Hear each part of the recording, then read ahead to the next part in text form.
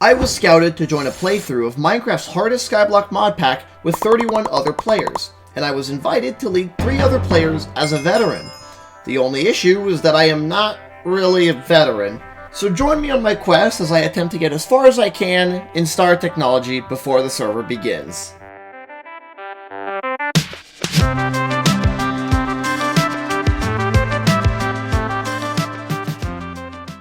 Last episode, we put together a clean room and made a bare bones AE2 storage system. Today, though, it's time to tackle infrastructure. What I mean by that is that we'll be making very little tangible technological progress in favor of making everything we currently have significantly easier to reproduce and scale up as necessary. If you're watching the videos in order, you know the whole deal by now about offering advice in real time over on the Discord and subscribing to not miss the next part. Also, I apologize if this video was like scatterbrained or a little rushed. I really wanted to get it out before the Deltarune Chapter 5 release, and I went through hell trying to find a fix to the crashes after updating to Theta, so just enjoy the video. Ugh, this thing crashed like 4 times before I was able to get this thing to work. But we're in Theta now. As you can see, the machine blocks here, they're yellow. They're yellow now. And the stone generators over there, they don't have their upgrades anymore. So that's something. Anyways, this episode, I don't really intend to do that much, like, major tech progress. I don't think we're going to get any titanium this episode. What I do want to do is set up all of the automation this episode. And, okay, maybe we will do a little bit of progression into, like, over here making the multi-blocks. Because if I can get multi-blocks, then that would be a lot easier to automate with AE2, because then I wouldn't have to connect everything up, you know, with these, like, single, only one face that I can connect it to. I can use multiple. But other than that, we should just get started on the projects, I guess. So first things first, treated wood reinforced casings. I think I am missing, I don't have any planks for it. And I'm going to need quite a few of these, actually. Okay, let's see if a stack 12 is going to be enough. Probably not, but we'll have to see. And there we go. That's 8, actually. 8 mechanical sieves that we've got set up here. They're all outputting into these crates, which I'm probably going to all link up via either pipes or just more laser nodes. And then all of the inputs are also connected to a laser node here. And they all have power from this 16 amp converter here. So now that these are set up, it's time to look at how we're going to get all of the cobblestone and blackstone and sand and dust. And I think the best option for that, and the coolest, is going to be this, not that, this thing, the large rock crusher. It looks pretty cheap if I can get the recipe for it. There we go. See, it's a multi-block upgraded rock crusher, and we're going to need 2 of these. And so for that, we're going to be needing to make our multi-block upgrade kits, which are going to require EV circuits, which means we're actually going to need to progress a little bit in the main mod pack before continuing this. Looking at the recipe, there isn't much that we don't already have, except maybe the blue alloy, which seems to be electrotine plus silver, and electrotine is electrum and redstone. Okay, let's get all this stuff in the mixer going. No, I actually don't need the large rock crushers. Okay, hold on. Yeah, actually we're going to be replacing these with MV hammers, and we're going to be using normal-sized rock crushers. There's 4 MV forge hammers. These should be able to produce more than enough sand and gravel and stuff for these machines. And so now we will have our... We need a rock breaker too. So now voila, rock crusher. We're gonna run a little bit of wire back here to power this thing. And so now I need to make upgrade kits. Upgrade kits, where are they? These things. LV upgrade kit, MV upgrade kit, HV upgrade kit. So I don't think I'm going to need anything higher than MV, or at least the extruder here, which should realistically be enough. Yes. At least it's enough to get everything fully running. The next thing I want to look at is these things, the void extractor and the rock filtrator. And what we're going to do with them is, first of all, we're going to take them out and we're going to move them. Go ahead and tear this old thing down. So I'm going to be making 2 void extractors and 2 of these rock filtrators. The reasoning, the void extractors, I'm just going to have 2 of them, basically for fun. And the other thing, what's it called? The rock filtrator, I'm going to have 2 of because I need gravel geodes and sand geodes, at least. I just want to have access to them.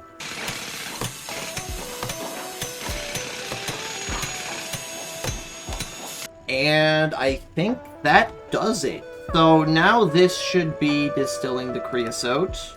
Perfect. And this should have creosote, it should have lubricant, it should have stone dust.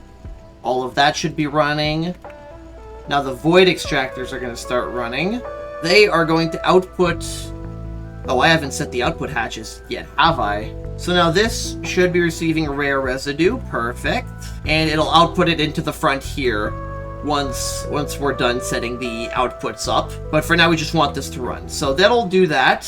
This will output raw slurry down here. This is going to turn said raw slurry into ores as well as mixed mineral residue, which is going to go into here and get centrifuged into sulfuric and oxygenous mineral mixture, and each of them are going to get sent to these centrifuges. Once this is done, and did I forget to do the output? I forgot to set it down. Auto output. There we go. So we've got oxygenous and we've got sulfuric here. Perfect. Anyways, that's all of our rock filtrators and all of our void excavators set up, and now that leaves us with the next part, which is this behemoth, the ore factory, but we're going to be making the HV ore factory. And so that's going to require a lot of stainless steel. So I'm going to need, I believe, 3 of them. At least, minimum. 1 for using normal water, 1 using distilled water, and 1 using sodium persulfate, which I have checked the recipe. We have sodium hydroxide here.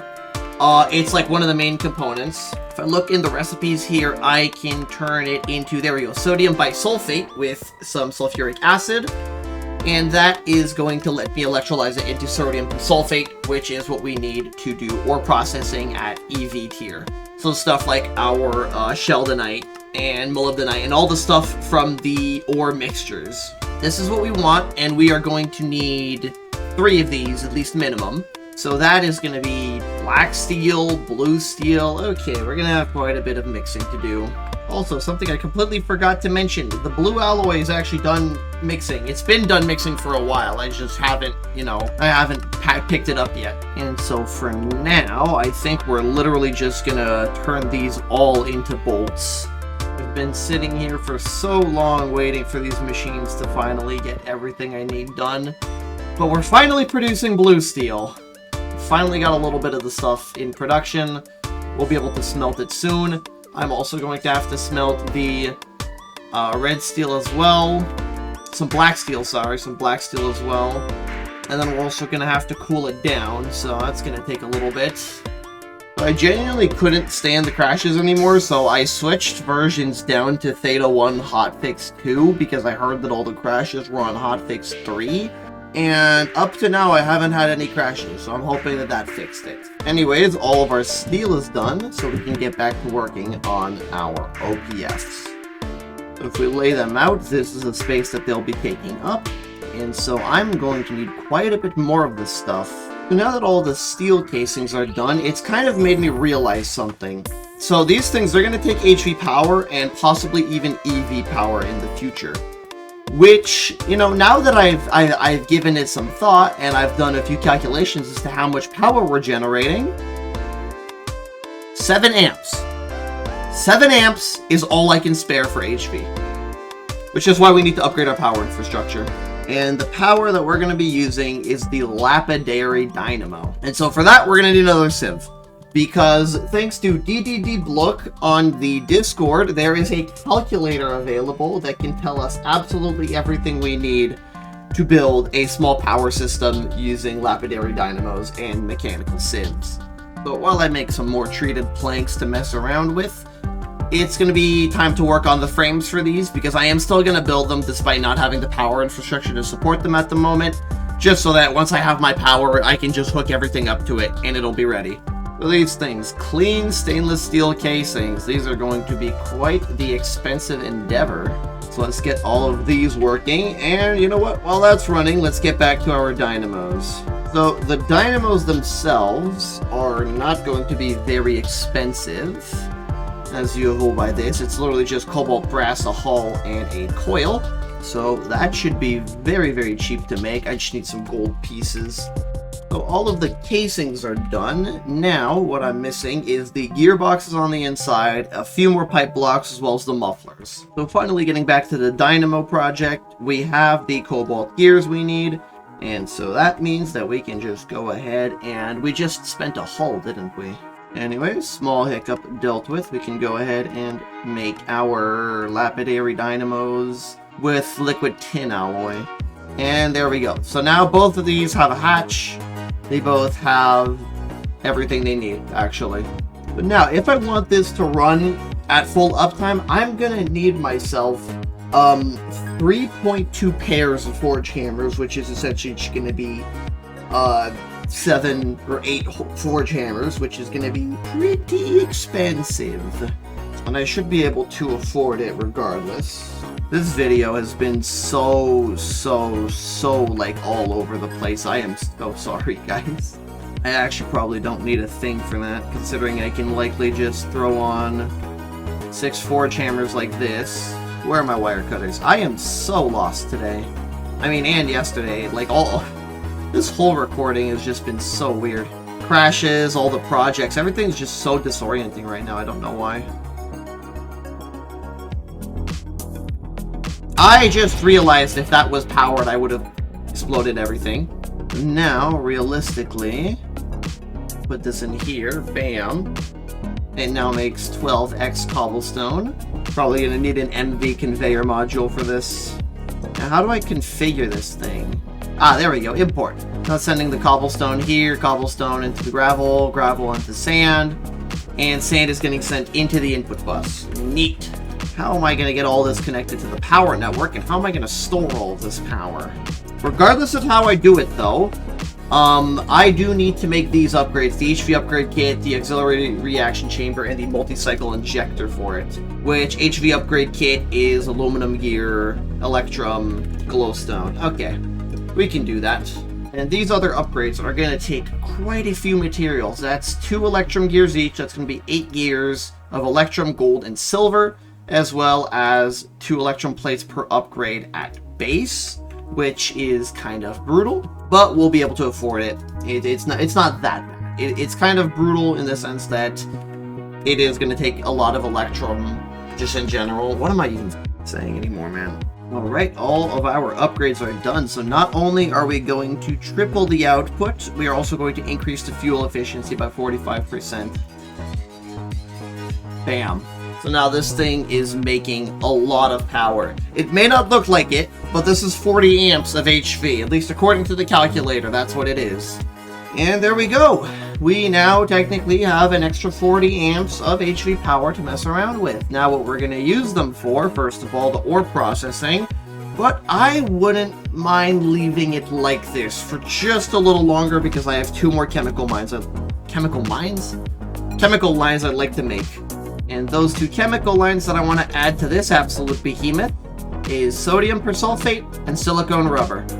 And you know what? I'm actually going to rework some of this because it's a mess, and a lot of the time whenever either of these gets emptied, they switch gases, so I have to constantly be switching the networks. So I'm going to have to figure out a way to fix that, and the way to fix that, I'm assuming, is going to be drums.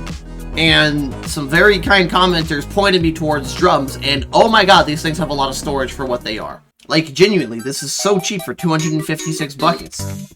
Okay, so the chlorine gas actually goes here. It can output to the right. Wait, no, this isn't for chlorine. This is for hydrogen. Whitelist chlorine gas. Go ahead, we're just going to clear up all of it. Put a barrel here. And now that we have the drums, like, the first recipe is the methanol is going to go over here. Yes, hydrogen, oxygen, and some carbon dust. And then I just, for some reason, I'm getting a bit of carbon 25 millibuckets immediately taken. Let's put on this is going to output. No, we need chlorine. Oh, chlorine. Yeah, it's 2 buckets. Yeah, let's tear this all down and let's rethink the setup for now. And now we have sodium persulfate. There we go. So, we've now added 2 new chemicals. We've added the liquid silicone rubber and the sodium persulfate to this. I mean, honestly, it doesn't look worse because everything is now hidden underneath, but if you look at it from, like, this angle, it's genuinely horrifying. Great. Now that we have, moved all of our stuff around in a way that makes it look like I did something, it's time to maybe kind of do something. And that something is multiblocks. And yeah, that's actually the whole list. Let's get back to gameplay. So blue alloy bolts, I made a couple before, like at the start of the episode. I started working on that. Well, now it's finally coming to fruition. So it's 1 stack for 4 of these, so I would need 8 stack of bolts. I have 8 stacks of bolts, wow. Okay. Alright, time to chuck our current set of materials, along with a bit of soldering alloy, into the assembler. I need a clean room, okay. Circuit assembler here, now we can throw in soldering alloy, and all of our materials. And now we patiently wait to have our microprocessor supercomputers. And would you look at that, they're all done. Power of editing truly is absolutely amazing. And now, instead of doing the maintenance, what I want to do is get this here, BrainTech Aerospace Advanced Reinforced Duct Tape FAL 84. Which is a lot of words to say. I won't have to do maintenance anymore. The reason why I wanted silicone rubber is so that I can use sheets here and increase my output. So carbon fiber in the compressor, and that'll make us some sheets of the stuff. Alright, the carbon fiber's done, which means we just throw assembler, this, and then the polyethylene. So now we've got these, which I'm pretty sure we can just throw on a maintenance hatch and it will just repair it and keep it repaired for a while. I also noticed, yeah, one of my EBFs needed maintenance, so we can just go ahead and tape it up like that. Now, our ore processing factories are now functional, but they lack the catalyst, the solvent, whatever you call it, the thingy-mabobber doohickey majiggy that I need in order to actually process the ores. And that's where this advanced distillery comes in, that we can now yank out of the power setup down there. And on top of that, we can take an aqueous accumulator from over here. So what we're gonna do over here is we're gonna go ahead, put that down. We're gonna have one of these feed water into the hatch. So this is our LV ore processor. And then we're gonna have distilled water into this one, which is gonna be our NV processor. Which, now that I think of it, I think it'd be easier to just produce distilled water somewhere else. You know what? Let's produce it over here. And then I'm just going to connect it to the rest of this. Extracting fluid card. Throw it on this side. Now we can go ahead, grab that, connect it under here. And now we can grab that and connect it to an advanced connector over here, which will now be able to supply these machines with sodium persulfate and distilled water. Perfect. Now we have an energy card, so now all of these are powered. They have their specific catalyst or solvent, we'll call it. They have no maintenance to be done. Their output buses are empty. And now they are ready to receive ores from these behemoths. So our first ore processing factory is going to be taking all 7 of these ores. So if I go ahead and throw on a laser node, we can now start working that. Now this back thing is going to fill up quite quickly, and that's where we're going to have to start working on our drawers here. We're going to have to add a bunch of them. But one thing that I've found is that there's kind of a bottleneck here, and that I'm producing a lot more ores than I can process. But I kind of don't feel like dealing with that issue at the moment, so I'm only processing certain ores, them being the following: tin, copper, and iron, because I get the rest of it as byproducts from that. And the others, I'm going to be putting them into... I'm going to be melting them into molten ore mixture. This stuff right here, molten ore mixture in EV. Or, you know, I'll get the big mixer, or whatever it's called. But essentially, I'll just be able to melt them and make molten ore mixture, which I can then turn into actually important and good ores. Alright, so all 3 of them are running. They're gonna go through the ores we have for the time being. I'm assuming that these 2 on the right are gonna eventually run out of ores, because this whole setup doesn't produce enough ores to keep it fed. But this one on the left is gonna be completely full and basically always running, because I am making more ores than I can process. And so EV is probably gonna eventually help with that, and probably scaling. But right now, I don't really have the means to scale and automate, at least not with ore proc. What I can scale and automate is everything else. And so now this is where the EV circuits are going to start coming into play, because I want to make a vacuum freezer. Where is it? There we go, vacuum freezer. That's going to take 3 circuits, I'm also going to want to start making some of the large machines. So if I go here in my quest book, you'll see I don't have the quest for EV circuits yet because I skipped like these quests because I didn't make the LV ones. I just went straight to MV. But regardless, we'll gain access to the vacuum freezer from the EV circuits. We'll gain access to the large cutter as well as all of the other large multi-blocks and the distilling tower. Which, by the way, this thing is absolutely ridiculously strong. But for now, our focus won't be on the distillation tower, it will be on the vacuum freezer and on all of the other multi-blocks like the large cutter, the large lathe, making all of these into large machines so I can start automating them. I'm going to go ahead and put my vacuum freezer right next to my EBF, just so that they can be close to each other for outputs in the near future. Alright, we'll throw on 2 MV energy hatches on this thing, and it's still not formed. Wonder why. Oh, the core is supposed to go in the middle. Sometimes my idiocy can surprise even myself. So now we have a vacuum freezer. It's not functional because I need an MV4 amp converter. Then I can throw it on the end of here and grab an energy card. And boom, we now have a powered HV tier vacuum freezer. Now it's not as useful right now because I'm not smelting anything that ends up being hot, but whenever I make something like silicon or whatever else we make that ends up being hot, I know the titanium for EV is going to end up being hot, so it's going to be important to have. But for now, this thing is just kind of a keepsake, we'll call it. Okay, so the assembler cannot be turned into one of those multi-block things, but most of everything else can.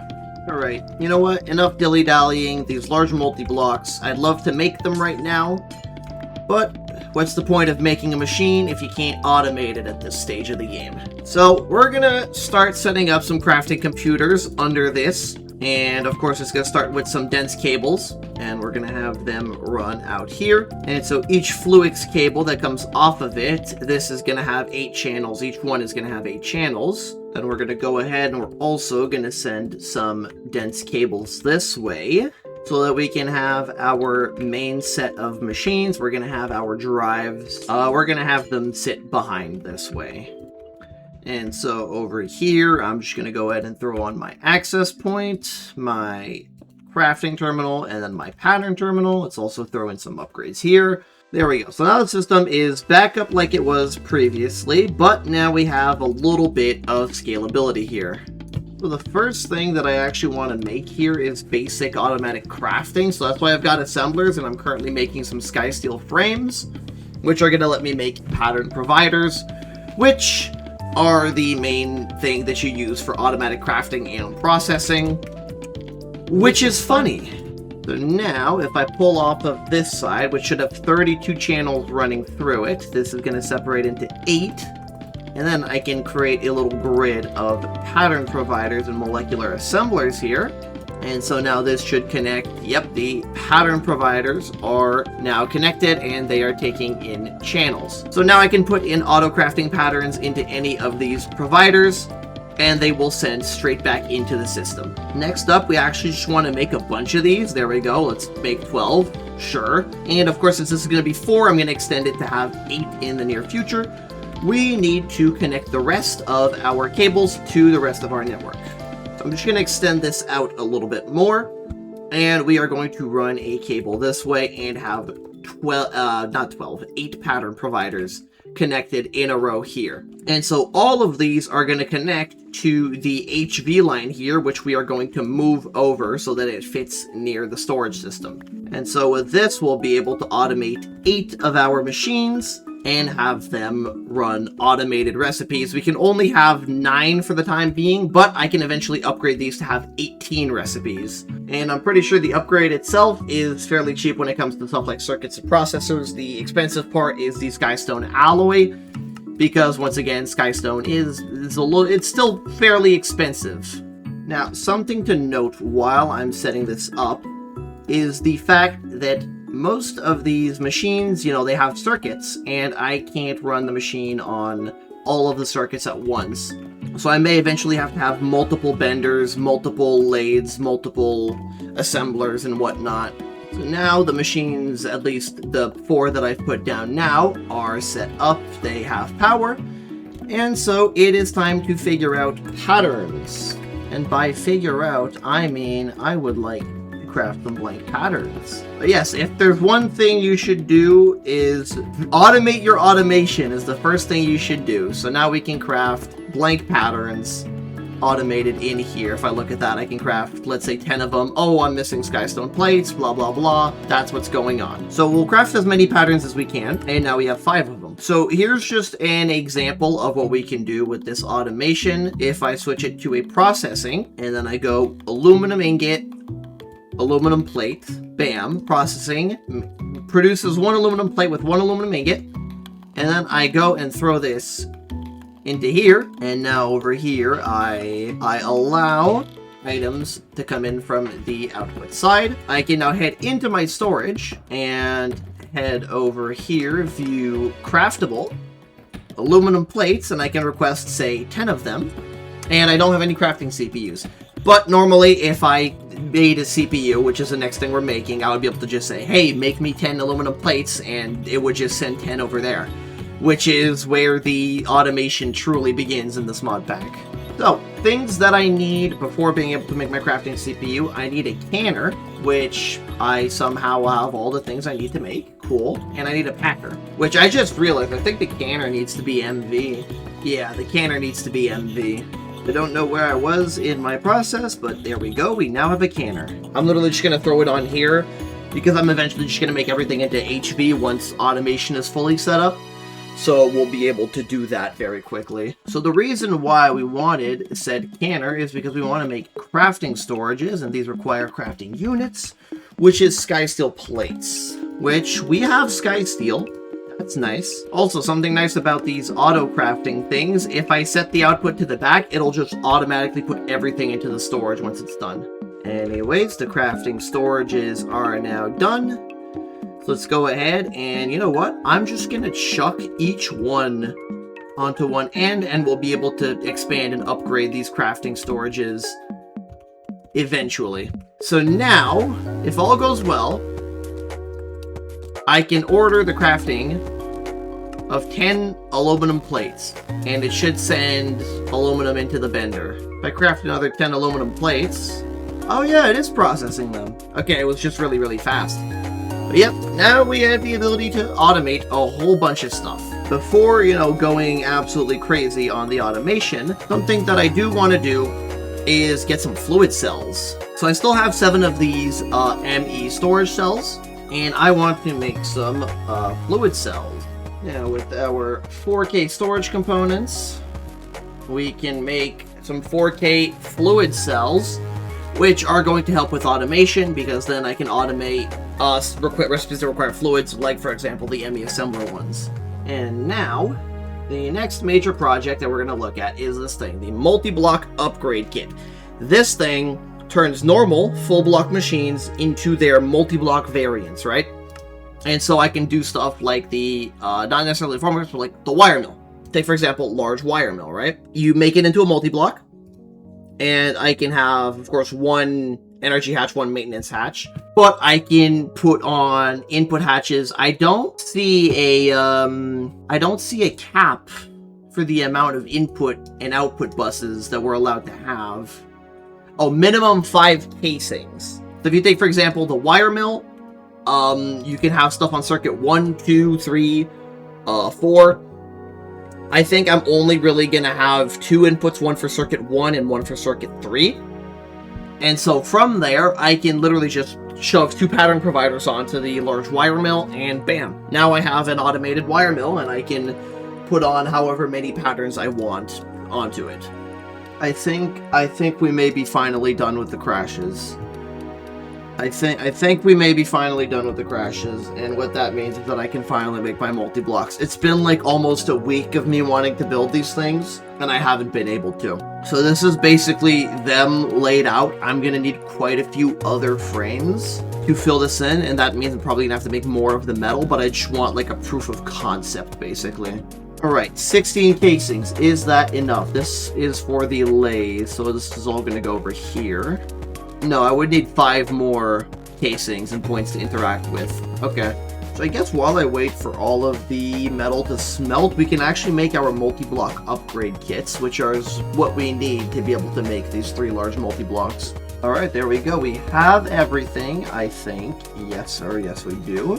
Now we can just chuck this all in. Bam! Multi-block upgrade kits.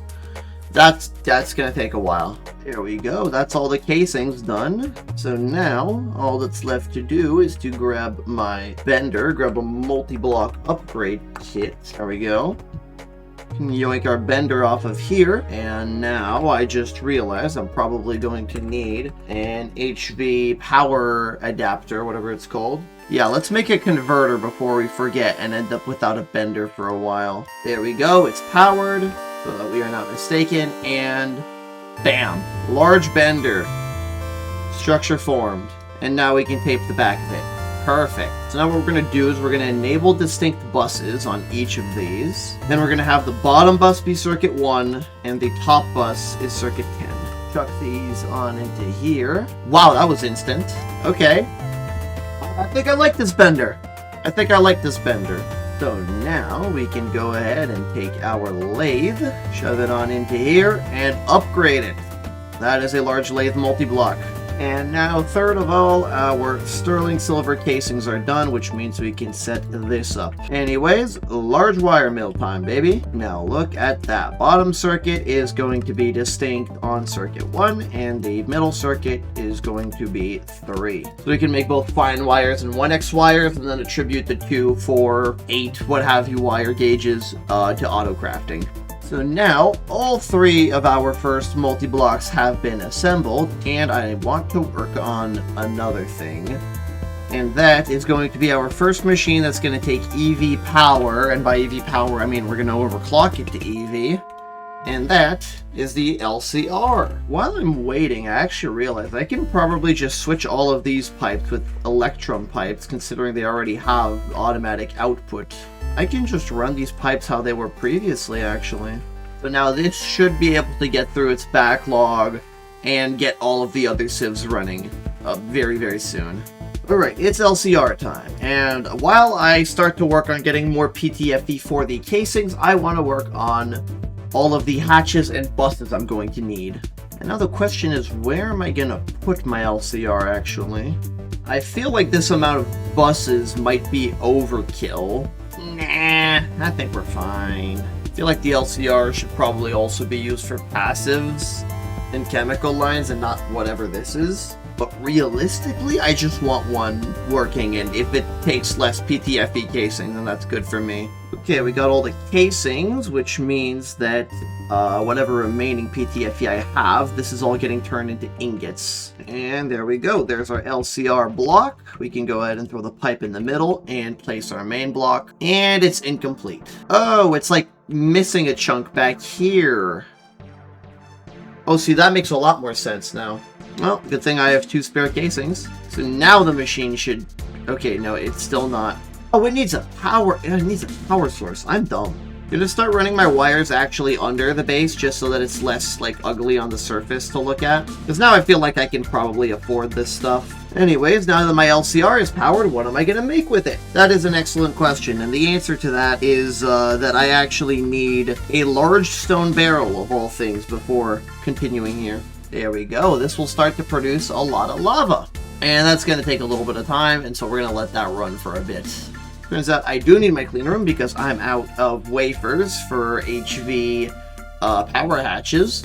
Alright, now that the LPIC chip crisis has been handled, we can now get back to what we were actually doing. So the reason why I wanted a second HV energy hatch is because I could also throw it on the LCR real quick. So now let's think you take EV recipes, and we will be able to do something absolutely great with those. But to be able to do the great recipe that I am alluding to, I am going to need an HV hatch, which just requires a steel drum, basically. So the reason why I want the HV hatch is because it has 64 buckets of storage. Literally, I'm doing a recipe that has 64 buckets of something. And that something is going to be lava, which explains why I made that large barrel earlier. Now, unfortunately, we only made enough for one recipe. I'm probably going to scale up my lava production or make an industrial barrel. But we can now put 64 buckets of lava in there, and a bunch of redstone in there.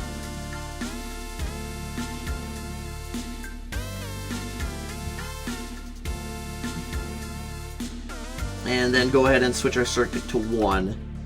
There we go. We are now creating flux dust. It'll take 2 minutes, and that's probably going to be enough time for me to explain why I want flux dust. I do an absolutely horrid job at explaining it in the footage, so here's a rundown of it. Flux dust is the main material used in Flux networks, a mod that lets me move power wirelessly, uncapped, and as far as I want without needing relays like laser I/O. So safe to say, this stuff is important. Alright, our first batch of flux is done, but I am going to need some obsidian, which does make me realize I am going to need some more rock crushers, or breakers, or whatever they're called. Yeah, rock crushers. These things are actually so OP, I realized, because I was making off-camera another batch of, like, skystone, skysteel alloys, all this stuff, and I was mixing up the skystone by hand. I was not aware that you can just use rock breakers for this stuff. It's actually kind of crazy to me. For now, I'll just throw this rock breaker down over here, and we're gonna go ahead and put it down like this. Oh my god, the obsidian recipe requires requires HV. Damn, okay, that does put a wrench in my plans. There we go. The advanced rock crusher. Alright, so now with the HV one, we can automatically produce obsidian, and I'll put it into this crate. So now we should have everything we need for a flux network while I put out a second batch of flux dust. So from here, I have also been making some Eyes of Ender, which are going to allow me to make these flux cores. There we go, a stack of those. And now I can start to make a couple flux points because I'm going to need a lot of these to, you know, power everything. The 1 point is going to replace 1 energy converter. And so now we get to name our network. You know what, let's go with the classic.